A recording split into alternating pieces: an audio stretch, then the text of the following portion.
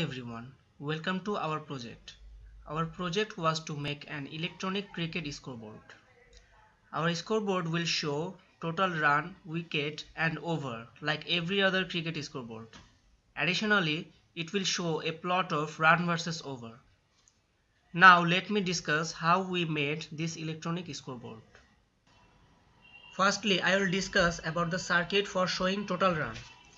Here we used 3 ICs, 3 7-segment display and 1 SPDT switch.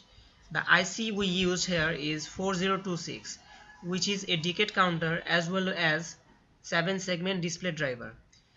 Each of them is connected to one 7-segment display. Our input is actually clock signal, which we take with the help of a SPDT switch. Taking clock signal from the SPDT switch, the first IC increases runs of the ones digit. Here is the first IC. When the counter counts up to 9 and it then produces 0 and the carry out pin gets logic 1. Here is the carry out pin. When the carry out pin gets logic 1, that is used as the clock signal of the next IC, which will increase the tens digit score of the total score. Thus, 3 ICs are cascaded to show any 3-digit score. Now the circuit for wicket. It is actually the same circuit that we used to show total run. Now I'll discuss about the circuit for showing over. It is a bit different than the previous two circuits. Here we had to make a mod 6 counter, as an over consists of 6 balls. So we used a 4-bit binary counter IC, which is 74161. To make it a mod 6 counter, we used a NAND gate whose input is the second and third bit of the IC, because the binary representation of 6 is 0110. Whenever an over finishes, this NAND gate produces 0 and the IC is reset. To show the number of balls, we used this 4-bit binary number as the input of another IC, which is 4511.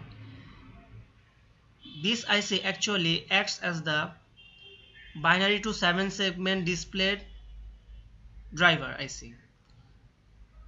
So this IC produces the number of balls. Now for increasing the number of over, we used NOT gates and AND gates. Whenever the IC resets, the first IC resets, all 4 bits gets 0.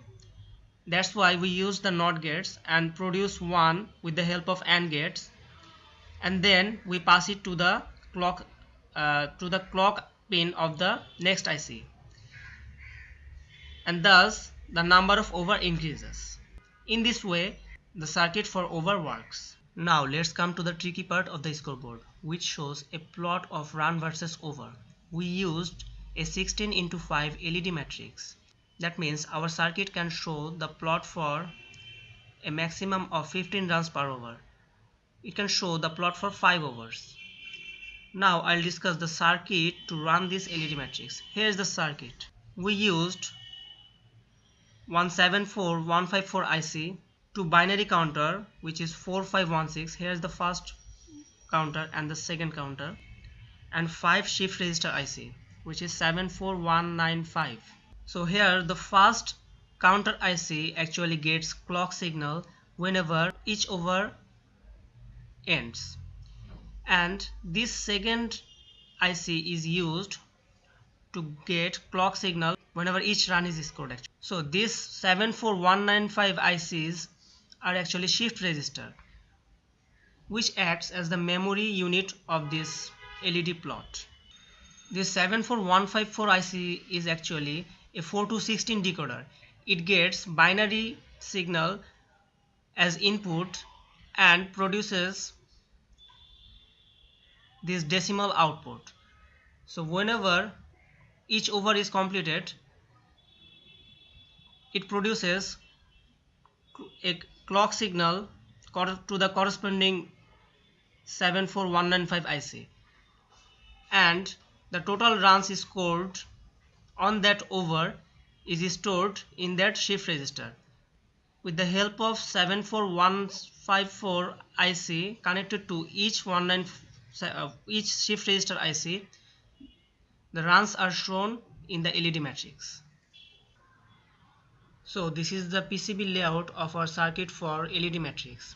Here we used 16 into 5, total 80 LEDs and 80 resistances, and 5 ICs are used here to run these 80 LEDs.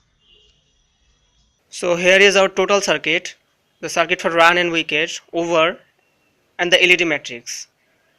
Now I'll show you how this circuit works. The run, wicket and over, each of them can be increased with the help of SPDT switches. So here I will increase the runs. Let us assume the first over the team scored 9 runs. So I will increase gradually. So first ball 2 runs, next ball let us suppose 1 runs. Then suppose 4 runs has been scored on the third ball. In this way the runs can be increased, as well as number of balls in the over. 1, 2, 3. So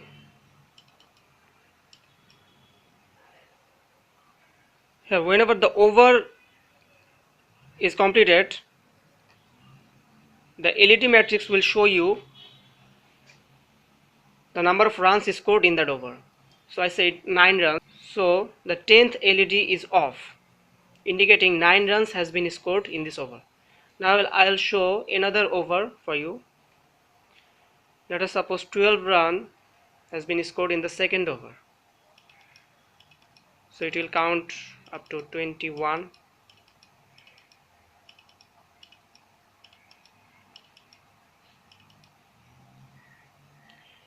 I'll increase the over here.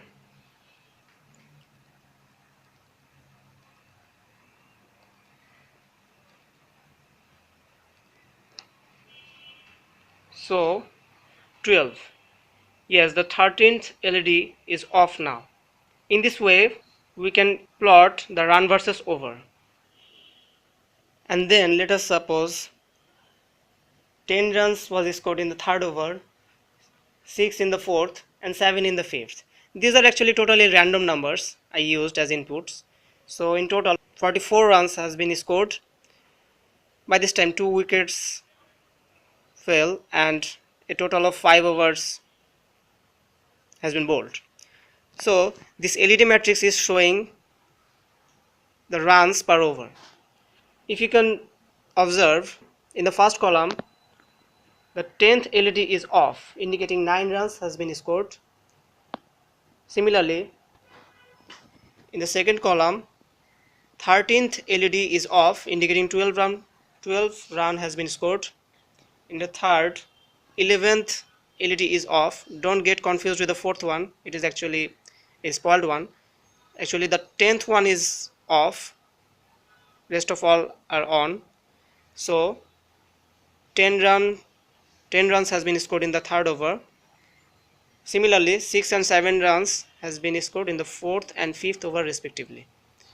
So in this way the run versus over, a plot of run versus over has been shown in this LED matrix. That is all. You can see the total circuit, 44 runs, 2 wickets, 5 over, and a plot showing run versus over.